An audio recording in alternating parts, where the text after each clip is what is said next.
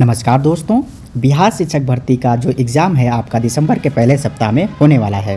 तो इसके लिए मैंने एक गणित के छात्रों के लिए एक सीरीज़ स्टार्ट की थी, जिसमें हम डिफरेंट स्टेट्स में पूछे गए गणित के प्रश्नों को हल कर रहे हैं। तो ये सारे क्वेश्चंस आपके किसी न किसी एग्ज़ाम में पूछे गए हैं, तो ये क्वेश्चंस आपके लिए बेहद इंपॉर्टेंट हो जाते हैं, तो इनको आप ज़रूर कीजिएगा। इसके पहले मैंने नंबर सिस्टम की 2 वीडियो इस चैनल पे डाल रखी हैं, तो अगर आपने उसको नहीं देखा है तो ज़रूर देखिएगा। आज का हमारा चैप्टर है परसेंटेज का ये पहला पार्ट है। इसके अलावा आपको दूसरा पार्ट भी मिलेगा, तो इस चैनल से जुड़ जाइए और बेल आइकन को प्रेस कर लीजिए। चलिए देखते हैं आज का पहला क्वेश्चन। पहला क्वेश्चन है 0.01 का होल स्क्वायर को प्रतिशत के रूप में लिखने पर। देखिए, हमें ये नंबर दिया हुआ है, ये संख्या में दी हुई है, इसको प्रतिशत के रूप में लिखना है। तो कोई भी संख्या अगर दशमलव में है तो उसको प्रतिशत में चेंज करने के लिए, बदलने के लिए हम उसमें 100 से गुणा कर देते हैं। देखिए, इसको हम लिख सकते हैं 0.01 गुणे 0.01 और हम इसमें 100 से गुणा कर देंगे और ये हमारा नंबर जो है परसेंटेज में चेंज हो जाएगा। चलिए इसको थोड़ा सॉल्व कर लेते हैं। देखिए, इसमें अगर हम 0.01 में 100 से गुणा करेंगे तो ये 1 बन जाएगा और ये जो लिखा हुआ है 0.01 ये ऐसे ही रहेगा और ये हमारा नंबर कितना मिल जाएगा 0.01 परसेंटेज में। तो ये जो देखिए स्टेटमेंट यहाँ पे 4 दिए हुए हैं, तो इस फॉर्मेट में हमने इसको लिख लिया है। देखिए, इस फॉर्मेट में क्या ये बन पाएगा? नहीं। यहाँ से अगर हम दशमलव हटाएंगे तो 2 दशमलव के बाद 2 स्थान तक गया हुआ है, तो इसके बटे में आ जाएगा 100। तो इसको इस फॉर्म में भी लिखा जा सकता है। तो इस फॉर्म में देखिए ऑप्शन जो आपका स्टेटमेंट चौथा है ये भी दिया हुआ है। तो हमारे ऑप्शंस में देखेंगे पहला और चौथा, तो ये हमें ऑप्शन सी मिलेगा। आई होप ये समझ में आया होगा। आगे बढ़ने से पहले मैं आप लोगों को एक चीज़ बताना चाहूँगा, वो है कि अगर कोई भिन्न दिया हुआ है उसको हमें प्रतिशत में चेंज करना है तो ये हमें आना चाहिए। भिन्न से प्रतिशत या प्रतिशत से भिन्न में बदलना आना चाहिए। कहने का मतलब, अगर 1/2 लिखा हुआ है तो इसको हम प्रतिशत में लिख सकते हैं 50%। 1 को हमेशा हम 100% मानेंगे, तो जो 1/2 हो जाएगा वो 100 का आधा हो जाएगा, मतलब 50% हो जाएगा। वैसे देखिए यहाँ पे 1/2 है, इसको हमें प्रतिशत में लिखना है, तो प्रतिशत में लिखने के लिए हम 100 से गुणा करते हैं, तो ये हो जाएगा 100/2 जो कि आ जाएगा आपका 50%। ऐसे ही जब 1 को 3 से डिवाइड करेंगे, मतलब 1/3 कहीं भी दिखेगा तो इसका मतलब होता है 33 सही 1/3%, है ना। वैसे अगर करेंगे तो 1/3 को अगर प्रतिशत में चेंज करना है तो हम 100 से गुणा करेंगे, तो देखिए क्या मिल जाएगा आपको, ये मिल जाएगा 33 सही 1/3%, है ना। ऐसे ही यहाँ जब 1 को 4 से डिवाइड करेंगे, भाग करेंगे, तो मिलेगा हमको 25%। ऐसे ही जब 1/5 लिखा होगा तो ये हो जाएगा 20%। 1/6 लिखा होगा तो ये हमें मिलेगा 16 सही 2/3%। ऐसे ही 1/7 लिखा हुआ है तो इसको हम लिखेंगे 14 सही 2/7%। ऐसे ही अगर 1/8 लिखा हुआ है तो इसका मतलब होगा 12 सही 1/2%। ऐसे ही 1/9 लिखा हुआ है तो इसका मतलब होगा 11 सही 1/9%। ऐसे ही अगर 1/10 लिखा हुआ है तो इसका मतलब होगा 10%। 1/11 का मतलब होगा 9 सही 1/11%। देखिए, इसको चेंज करना बहुत बड़ी बात नहीं है, ऐसे हम इसको चेंज करेंगे। जैसे 1/11 है तो 1/11 को अगर प्रतिशत में चेंज करना है तो हम यहाँ पे 100 से गुणा कर देंगे। देखिए ये मिल जाएगा हमको 100/11%, है ना। चलिए इसको भाग कर लेंगे, 100 को 11 से भाग कर लेंगे तो 11 9 99, 9 बार जाएगा और एक शेषफल बच जाएगा। तो हमने इसको ईजिली इससे कन्वर्ट कर लिया, तो ये हमें आना चाहिए। चलिए देखते हैं अपना क्वेश्चन। लिखा है 2018 में अमित का वेतन रुपये 1,26,500 है। वर्ष 2016 से उसका वेतन प्रतिवर्ष क्रमशः 10% व 15% बढ़कर 2018 के वेतन तक पहुंच गया। तो 2016 में उसका वेतन हमें बताना है। चलिए मान लेते हैं 2016 में उसका वेतन x था। देखिए, पहले साल जो बढ़ा है 10% बढ़ा है, तो यहाँ पे देखिए 10% को हम लिख सकते हैं भिन्न में लिखेंगे, तो यहाँ से हम प्रतिशत हटाएंगे तो नीचे आ जाएगा 100, तो ये भिन्न में चेंज होके हो जाएगा 1/10। देखिए यहाँ पे समझने वाली बात है कि कोई भी संख्या अगर 10% से बढ़ रही है तो उसमें हम देखिए क्या करेंगे। उसमें देखिए ये अगर कोई भी संख्या 10% से बढ़ रही है, मतलब 1/10 फ्रैक्शन में है, तो फ्रैक्शन में जो नीचे 10 लिखा है उसको ऐसे ही लिख लेंगे। अगर वो बढ़ रही है तो जो ऊपर लिखा है 1 वो 10 में जुड़ जाएगा, तो ये जुड़ के हो जाएगा 11/10। तो कोई भी संख्या अगर 10% से बढ़ रही है तो उसमें हम 11/10 से गुणा करेंगे, है ना। तो यहाँ पे अगर पहले साल 10% से बढ़ रही थी तो x जो है वो 11/10 गुना हो जाएगी, है ना। वैसे दूसरे साल कह रहा है 15% बढ़ जाती है। तो 15% को देखिए भिन्न में हम क्या लिखेंगे, तो यहाँ से देखिए प्रतिशत हटाएंगे तो नीचे आ जाएगा 100 और 5 से काटेंगे तो ये आ जाएगा 5 से 15, 5 दूनी 10, 3/20। देखिए 15% से बढ़ रही है, 15% से बढ़ रही है तो 20 जो नीचे लिखा है उसको ऐसे ही लिखेंगे और 20 में ये जो ऊपर 3 लिखा है वो जुड़ जाएगा, तो ये जुड़ के हो जाएगा 23, है ना। तो देखिए पहले 15-16 में जो पहला साल था 15-16 के बाद तो उसमें x से वो होकर हो गई 11/10, उसमें गुणा हो गया। ऐसे ही अगले साल वो 23/20 गुना हो जाएगी, 23/20 गुना हो जाएगी। तो ये देखिए हमें मिल जाएगा सन 2018 में उसका वेतन। तो ये दिया हुआ है क्वेश्चन में 1,26,500।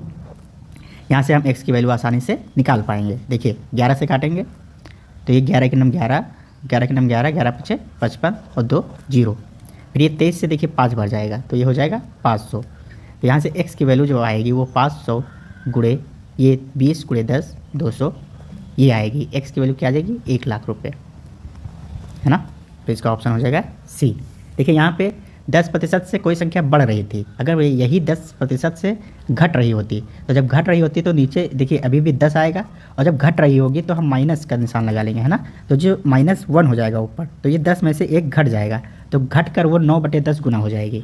ऐसे ही अगर 15% से घट रही होती तो 20 का 20 नीचे आता और ये जो 3 ऊपर था ये अब माइनस हो जाता, क्यों, क्योंकि घट रही है। तो 20 में 3 कम करके हम यहाँ लिख लेते 17। तो कोई भी संख्या अगर 15% से घट रही होती तो उसमें 17/20 से गुणा करते। चलिए देखते हैं अगला क्वेश्चन। लिखा है एक आयत की लंबाई में 60% की वृद्धि करने पर उसकी चौड़ाई में कितने प्रतिशत की कमी करनी होगी जिससे आयत का क्षेत्रफल ना बदले। देखिए आयत का क्षेत्रफल क्या होता है, तो आयत का क्षेत्रफल होता है लंबाई गुणे चौड़ाई, ये सबको पता होगा, है ना। देखिए लिखा है लंबाई में 60% की वृद्धि की गई है। तो देखिए यहाँ पे हम लिखेंगे 60% को भिन्न में क्या लिख सकते हैं, तो जब भिन्न में 60% को लिखने जाएंगे तो बटे में 100 लाएंगे और इसको 20 से काटेंगे तो ये 20 × 60 और 20 × 100, मतलब 60% को भिन्न में लिखा जा सकता है 3/5। देखिए 60% से बढ़ाया गया है तो यहाँ पे हमने प्लस लगा लिया। तो मान लेते हैं पहले उसकी लंबाई थी 5, तो ये नीचे लिखा है उसको हम मान लेते हैं पहले थी 5, अब ये बढ़ी है, कितना बढ़ी है +3, तो ये बढ़कर कितनी हो जाएगी 8, 5 में 3 जोड़ देंगे तो लंबाई हमारी जो है पहले थी 5 अब हो गई है 8। देखिए चौड़ाई के बारे में हमें पता नहीं है तो हम मान लेते 1। तो देखिए पहले 5 था लंबाई और चौड़ाई थी 1, तो इसका क्षेत्रफल पहले कितना रहा होगा 5 × 1 कितना हो जाएगा 5। तो जब लंबाई 5 थी चौड़ाई 1 थी तो हमारा क्षेत्रफल था 5। अभी देखिए दूसरे केस में कह रहा है कि चौड़ाई में कितने प्रतिशत की कमी करनी होगी जिससे आयत का क्षेत्रफल ना बदले। तो देखिए लंबाई तो 60% से हमने बढ़ा दी तो 5 जो है 60% से बढ़कर 8 हो गई, लेकिन हमें आयत का क्षेत्रफल अभी सेम रखना है, समान रखना है। तो यहाँ पे हम चौड़ाई को मान लेंगे x, तो 8 गुणे जो x होगा वो अभी भी हमें क्या मिलना चाहिए 5 ही मिलना चाहिए। तो यहाँ से x की वैल्यू क्या आ जाएगी 5/8। देखिए पहले चौड़ाई थी 1 अब हो गई है x की वैल्यू हमने क्या निकाली 5/8, तो कितनी घट गई, तो देखते हैं कितनी घट गई। तो 1 में हम 5/8 घटा देंगे तो ये हमें मिल जाएगा कि जो हमारी चौड़ाई है वो 3/8 कम हो गई है, 3/8 कम हो गई है। तो 3/8 को हमें प्रतिशत में इसको आप चेंज करना है, तो चेंज करने के लिए क्या करेंगे हम 100 से गुणा कर देंगे तो ये हो जाएगा 300/8, तो ये क्या हो जाएगा 37.5%, है ना। तो इसका आंसर हो जाएगा 37.5। आई होप ये समझ में आया होगा। चलिए देखते हैं अगला क्वेश्चन। लिखा है यदि किसी संख्या के 75% में 75 जोड़कर वही संख्या प्राप्त हो जाए तो वो संख्या होगी। देखिए किसी संख्या, तो किसी संख्या को हम x मान लेते हैं, संख्या के 75% में तो x का 75% क्या होगा 75/100, परसेंटेज हटाएंगे तो नीचे आ जाएगा 100। इसमें हम कह रहे हैं कि 75 जोड़कर वही संख्या प्राप्त हो जाती है, मतलब x ही हमें मिल जाती है। x के 75% में 75 ही जोड़ा गया तो हमें वही संख्या मिल गई। तो यहाँ से हम इसको सॉल्व कर लेंगे। देखिए 25 से कट जाएगा तो ये आएगा 25 × 75 और 25 को 100, तो ये होगा 3/4x + 75 = x। तो यहाँ से x की वैल्यू हम निकालेंगे तो देखिए 3/4 को उधर ले जाएंगे तो ये हो जाएगा 3/4x, है ना। यहाँ से सॉल्व करेंगे तो ये आएगा 1/4x और ये लिखा है हमें 75 के बराबर। तो यहाँ से x की वैल्यू क्या आ जाएगी 75 में 4 से इसका गुणा हो जाएगा तो ये हो जाएगा 300। तो x की वैल्यू क्या आ जाएगी 300। चलिए देखते हैं अगला क्वेश्चन। लिखा है यदि p का p प्रतिशत 36 हो तो p बराबर होगा, तो p बराबर होगा p का p प्रतिशत, तो p का p प्रतिशत, तो p प्रतिशत, प्रतिशत जहाँ लिखा है वहाँ नीचे आ जाएगा 100, 36 है ना, क्या दिया हुआ है 36, p का p प्रतिशत 36, तो p किसके बराबर है, तो यहाँ से देखिए p गुणे p क्या हो जाएगा p स्क्वायर, और ये 36 गुणे 100, देखिए p स्क्वायर है तो यहाँ क्या हो जाएगा, ये इसका वर्गमूल हो जाएगा, है ना। तो देखिए 36 का वर्गमूल कितना आएगा 6 और 100 का 10, तो p हमारी क्या आ जाएगी 60, तो इसका आंसर हो जाएगा D 60। चलिए देखते हैं अगला क्वेश्चन। लिखा है एक बैठक में सदस्यों में से 4/25 महिलाएं थी, ये सदस्यों का कितना प्रतिशत था। तो देखिए सदस्यों में जो 4/25 हैं वो महिलाएं हैं, तो देखिए यहाँ पे क्या करेंगे, इसको प्रतिशत में चेंज करना है तो 100 से गुणा कर देंगे, है ना। तो ये हो जाएगा 25 चौको 100, तो ये हो जाएगा 4 चौक 16%, है ना। तो इसका आंसर हो जाएगा 16%। चलिए देखते हैं अगला क्वेश्चन। लिखा है पेट्रोल की कीमत 25% की दर से बढ़ जाती है, पेट्रोल पर खर्च ना बढ़े इसके लिए यात्रा में कटौती करनी होगी। तो देखिए खर्च जो हमारा यहाँ पे आएगा, जो हमारा खर्च आएगा वो क्या आएगा, पेट्रोल की कीमत, पेट्रोल की कीमत गुणे यात्रा, है ना। देखिए पेट्रोल की कीमत बढ़ रही है, तो पेट्रोल की कीमत कितने से बढ़ रही है 25% से, और 25% को हम भिन्न में ले सकते हैं 1/4। देखिए बढ़ रहा है तो हम यहाँ पे प्लस लगा लेंगे। तो अगर पहले कीमत थी, पेट्रोल की जो कीमत थी पहले जब 4 थी, देखिए मैंने अभी इससे रिलेटेड एक क्वेश्चन ऊपर कराया हुआ क्षेत्रफल वाला, तो वैसा ही क्वेश्चन है। तो देखिए कीमत को हम पहले मान लेंगे 4, ये जो फ्रैक्शन में लिखा है उसके जो बटे में 4 है, तो 4 को हम मान लेंगे ये पहले कीमत थी, और ये 25% से बढ़ी है, मतलब +1 है, तो +1 बढ़कर ये हो जाएगी 5। चलिए मान लेते हैं यात्रा पहले हम करते थे 1 किलोमीटर, तो हमारा जो टोटल खर्चा आता था वो कीमत गुणे यात्रा, मतलब हमारा खर्च जो है वो 4 आता था, 4 गुणे 1। ऐसे ही जब दूसरे केस में जब ये पेट्रोल की कीमत 5 हो जाती है, तब भी हमें खर्च रखना है 4, तो यात्रा हमें कितनी करनी पड़ेगी x, तो 5 गुणे x जो है वो 4 के बराबर है। तो यहाँ से x की वैल्यू क्या आ जाएगी 4/5। पहले कीमत यात्रा जो थी 1 किलोमीटर थी, अब यात्रा जो है 4/5 किलोमीटर है, तो कितने की कमी आ गई, तो 1 से हम घटा देंगे 4/5 को, तो ये हमें मिल जाएगा 1/5, और जो 1/5 है उसको हम लिख सकते हैं 20%, तो इसका आंसर हो जाएगा B 20%। चलिए देखते हैं अगला क्वेश्चन। लिखा है 0.025 किसके बराबर है, मतलब किस परसेंटेज के बराबर है। तो हम क्या करते हैं, कोई भी नंबर अगर लिखा हुआ है तो उसमें हम 100 से गुणा कर देते हैं और प्रतिशत में चेंज हो जाता है। तो देखिए यहाँ पे जब 100 से गुणा करेंगे तो ये आएगा 2.5%, तो इसका आंसर हो जाएगा ऑप्शन नंबर C। चलिए देखते हैं अगला क्वेश्चन। लिखा है 0.4 का 5% है, तो 0.4 का 5% जब निकालना है तो 5% में प्रतिशत हटाएंगे तो नीचे आ जाएगा 100, तो इसको सॉल्व कर लेंगे। यहाँ देखिए दशमलव हटाएंगे तो नीचे आएगा 0, है ना। तो 5 चौक 20, 10 गुणे 100, यहाँ से 0 से 0 कैंसिल हो जाएगा, इसको 2 पंची 10, तो ये हो जाएगा 1/50, और 1/50 को हम 1 को ऊपर भाग देंगे तो देखिए 0 दशमलव लगाएंगे 0 हो जाएगा, एक 0 लगाएंगे तो ये 100 हो जाएगा, और 50 को 100 से भाग करेंगे तो आएगा 2, तो इसका आंसर हो जाएगा ऑप्शन नंबर C 0.02। चलिए देखते हैं अगला क्वेश्चन। लिखा है एक कस्बे के 1000 निवासियों में से 60% पुरुष हैं। तो देखिए टोटल निवासी कितने हैं 1000, इसमें से जो 60% है वो क्या है पुरुष हैं। तो 1000 का 60% निकालने जाएंगे तो आपको मिलेगा 600, तो जो बच गए हैं 400 वो क्या हो जाएंगी, महिलाएं हो जाएंगी। क्या हो जाएंगी, महिलाएं। लिखा है जिनमें से 20% साक्षर है, मतलब 60% पुरुष हैं और जिनमें से 20% साक्षर हैं। तो ये 600 जो हमने निकाला है उसमें 20% साक्षर हैं, तो 600 का 20% निकालने जाएंगे तो ये आएगा 120, ये क्या है साक्षर हैं, है ना। और लिखा है यदि कुल 25% निवासी साक्षर हों, कुल देखिए कुल में से जो है 25% निवासी साक्षर हैं, तो 1000 का 25% कितना आएगा, तो यहाँ पे साक्षर जो है वो टोटल कितने हैं 250, 1000 का 25% 250, है ना, जिसमें से पुरुष कितने हैं 120। तो देखिए पूछा है तो कस्बे की कितनी प्रतिशत महिलाएं साक्षर हैं, तो महिलाएं कितनी बच गई, पुरुष हम घटा देंगे इसमें से तो आ जाएगा 130, है ना। तो देखिए 400 में 130 जो हैं वो महिलाएं साक्षर हैं, तो बच्ची कितनी, चलिए बचा हुआ हमें यहाँ पे नहीं देखना है, तो 130 जो हैं महिलाएं साक्षर हैं। पूछा है कस्बे की कितनी प्रतिशत महिलाएं साक्षर हैं, तो महिलाएं टोटल कितनी थी 400, और 400 में 130 जो हैं महिलाएं साक्षर हैं। देखिए इसको परसेंटेज में चेंज कर लेंगे तो 100 से गुणा करेंगे, ये 2 0 कैंसिल हो जाएंगे, 130 को 4 से भाग दे देंगे, 4 3 12, 4 दूनी 8 और 4 पंचे 20, तो ये हमें मिल जाएगा 32.5%। चलिए देखते हैं अगला क्वेश्चन। लिखा है 1 किलोग्राम का कितना प्रतिशत है। तो देखिए 1 ग्राम और 1 किलोग्राम मतलब 1000 ग्राम है ना। तो देखिए 1000 का 1 ग्राम है ना, तो इसको परसेंटेज में चेंज कर लेंगे। देखिए 2 जीरो कैंसिल हो जाएंगे तो ये आएगा 1/10 जो हो जाएगा 0.1%। आसान था। चलिए देखते हैं अगला क्वेश्चन। लिखा है यदि x का मान y से 25% कम हो तो y का मान x से कितना प्रतिशत अधिक है। देखिए x और y हमें दिया हुआ है। लिखा है x का मान y से 25% कम है। देखिए 25% का मतलब क्या होता है, 25% को जब हम भिन्न में लिखते हैं तो इसको लिखते हैं 1/4 है ना। तो x का मान y से 25% कम है, तो अगर हम y को 4 मान लें तो जो x आएगा वो आएगा 3। देखिए y का 25% कम था x है ना, तो y को अगर हमने 4 माना, अगर y को हमने 4 माना तो x जो है वो उस 1 कम होगा, तो 1 कम होकर कितना हो जाएगा 3। तो लिखा है y का मान x से कितने प्रतिशत अधिक है, तो y देखिए 4 है और x 3 है, तो 3 से कितने प्रतिशत अधिक है, तो देखिए 3 से 1 ज़्यादा है ना। तो देखिए 1/3 हो जाएगा जो कि आएगा 33 सही 1/3%। तो इसका आंसर हो जाएगा बी। चलिए देखते हैं अगला क्वेश्चन। एक टिन के बर्तन में 20 लीटर पेट्रोल है, रिसाव के कारण 3 लीटर पेट्रोल की हानि हुई। टिन के बर्तन में कितना प्रतिशत पेट्रोल रह गया। देखिए 20 लीटर पेट्रोल था, इसमें से 3 लीटर बह गया तो बचा कितना 17 बचा।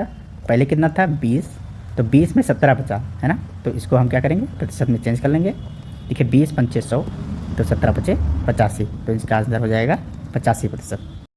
चलिए देखते हैं अगला क्वेश्चन। लिखा है राधिका ने 2,50,000 में एक कार खरीदी, अगले वर्ष इसकी कीमत 10% से गिर गई तथा पुनः अगले वर्ष इसकी कीमत 12% और गिर गई।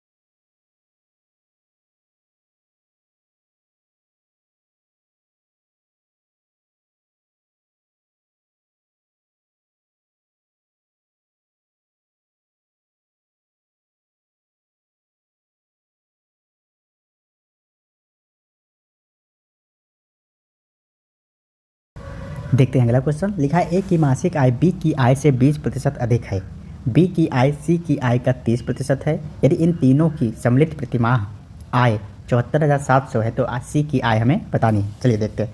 ए की मासिक आय बी की आय से 20% अधिक है, तो हम मान लेते हैं बी की जो मासिक आय है वो 100 है, बी की आय से 20% अधिक है, तो 100 अगर बी की है तो 100 का 20% ज़्यादा है ए की आय, तो 100 का 20% मतलब 20, तो ए की आ जाएगी 120 है ना। बी की आय सी की आय का 30% है, तो देखिए ये बी है ये सी है, तो सी की आय का 30% है, बी की आय सी की आय का 30% है, तो सी की आय अगर 100 है तो बी की आय कितनी हो जाएगी 100 का 30%, तो ये हो जाएगा 30। देखिए यहाँ पे इसको हम रेशियो में लिखेंगे, तो ये ए और बी का जो रेशियो आएगा वो आएगा 5 और 6, बी से हमने काटा।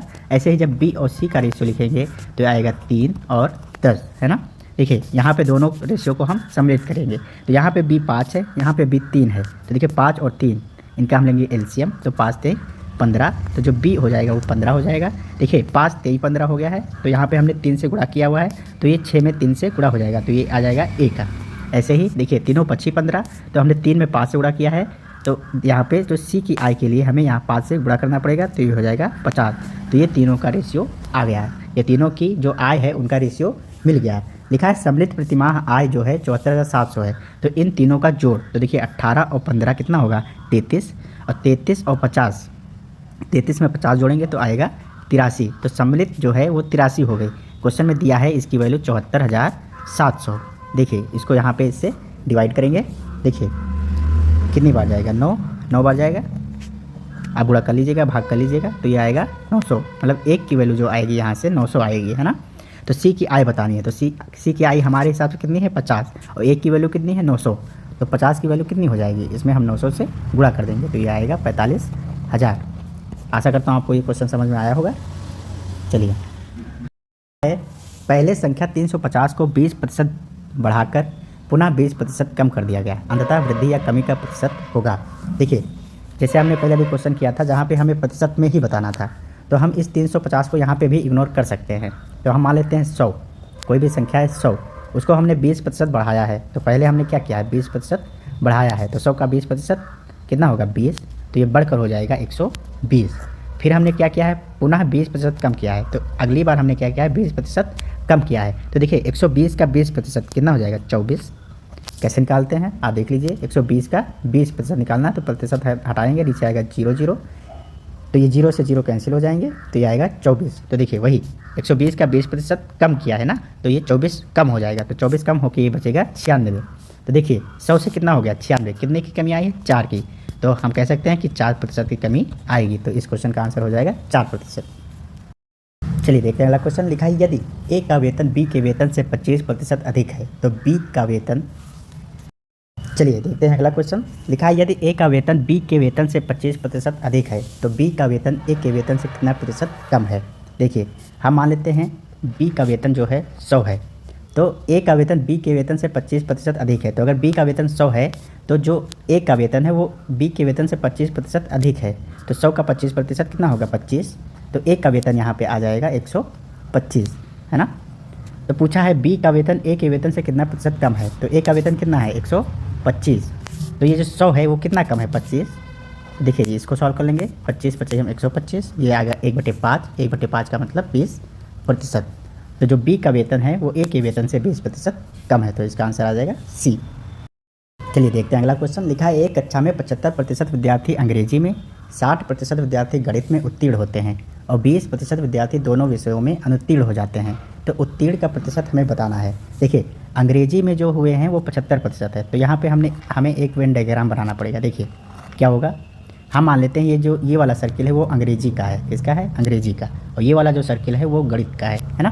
तो देखिए अंग्रेजी में तो ये जो पूरा सर्किल है इसमें कितना है 75%, ये अंग्रेजी में उत्तीर्ण हुए हैं, और गणित में जो उत्तीर्ण हुए हैं वो कितने हुए हैं 60%, है ना। और 20% दोनों विषयों में अनुत्तीर्ण हो जाते हैं, है ना।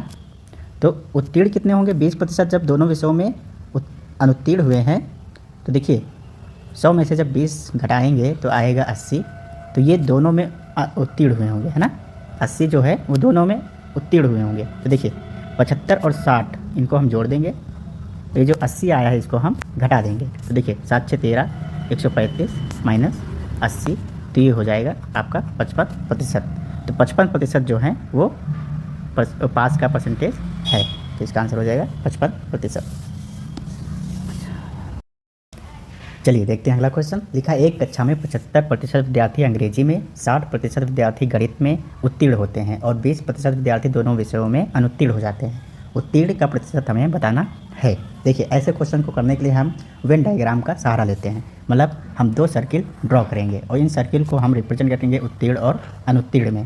देखिए पहला सर्किल हम मान लेते हैं अंग्रेजी के लिए है, ये वो छात्र हैं जो अंग्रेजी में पास हुए हैं, और दूसरा सर्किल हम मान लेते हैं गणित के लिए, ये वाला जो सर्किल है वो गणित को रिप्रेजेंट कर रहा है, गणित को दर्शा रहा है ना। चलिए देखते हैं इस सर्किल जो हमने ये 2 सर्किल ड्रॉ किए हैं इसका मतलब क्या है। देखिए ये जो बाहर का ये वाला एरिया है ये दिखा रहा है कि इतने विद्यार्थी जो हैं वो केवल अंग्रेजी में पास हुए हैं, केवल अंग्रेजी में पास हुए हैं, और जो ये वाला दिखा रहा है वो ये दिखा रहा है कि इतने विद्यार्थी जो हैं वो केवल गणित में पास हुए हैं, और ये जो बीच में बच गया है ना, जो ये बीच में है ये दिखा रहा है कि ये वो विद्यार्थी हैं जो दोनों में पास हुए हैं, है ना।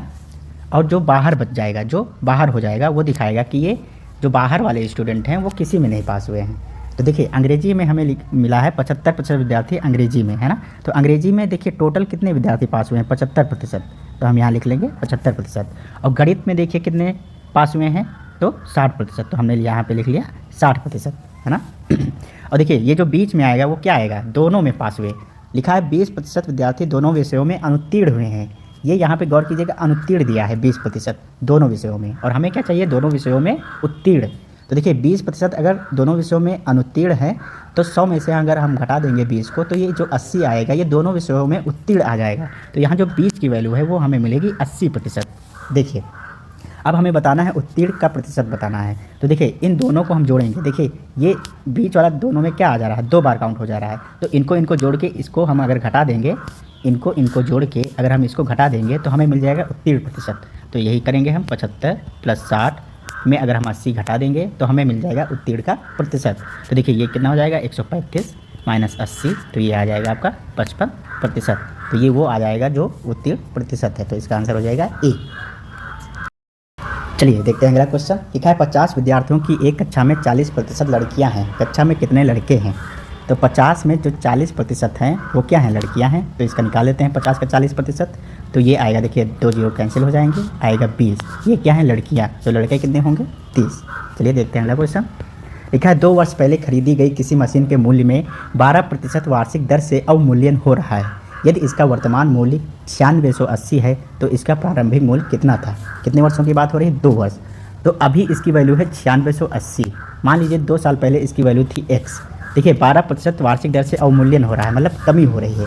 तो देखिए 12% का मतलब क्या होगा, इसको हम फ्रैक्शन में चेंज करेंगे, भिन्न में चेंज करेंगे। तो ये अब तक आप लोगों को आ गया होगा, है ना। 4 3 12, 4 दूनी 8, 4 5 20। तो 12% को हम भिन्न में लिखेंगे 3/25, और इस 12% से क्या हो रही है, कमी। तो जो x है उसमें हम कितने, इस x को कितना गुना करेंगे, तो क्या करेंगे, 25 को ऐसे ही लिख लेंगे, और जो ऊपर 3 है ये घट जाएगा 25 में, तो ये हो जाएगा 22/25। तो यहाँ x से हम x को जो है 22/25 से गुणा करेंगे, तो ये 1 साल बाद इसकी ये वैल्यू मिलेगी। फिर अगले साल फिर यही होगा, तो फिर हम 22/25 से गुणा करेंगे, और इसकी वैल्यू हमें दी है 9680। चलिए यहाँ पे इसको सॉल्व कर लेते हैं। देखिए 11 बढ़ जाएगा, 11 मतलब 11 से कटेगा, तो 11 दूना 22, 11 8 88, 8 11 8 88, फिर काट दीजिए 11 से, 11 दूना 22, 11 8 88, और 2 दूना 4, 4 दूनी 8। तो देखिए क्या आ जाएगा, x की वैल्यू 25 × 25 कितना होगा, 625, और गुणे में 20, है ना। यहाँ से 2 से मल्टीप्लाई कर देंगे तो ये आ जाएगा 12500। तो x की वैल्यू क्या मिल जाएगी, 12500। तो इस लेक्चर में इतना ही। इसका अगला पार्ट आपको जल्दी ही देखने को मिलेगा। आई होप जो ये लेक्चर हैं आपको समझ में आ रहे होंगे। अगर समझ में नहीं आ रहे हैं, कुछ कमी हो रही है, तो आप ज़रूर कमेंट कीजिए, मैं उसको इम्प्रूव करने की ज़रूर कोशिश करूँगा। इसका जो PDF है आपको टेलीग्राम चैनल पर मिल जाएगा, तो वहाँ से आप डाउनलोड कीजिए और खुद से भी ट्राई कीजिए। चलिए धन्यवाद।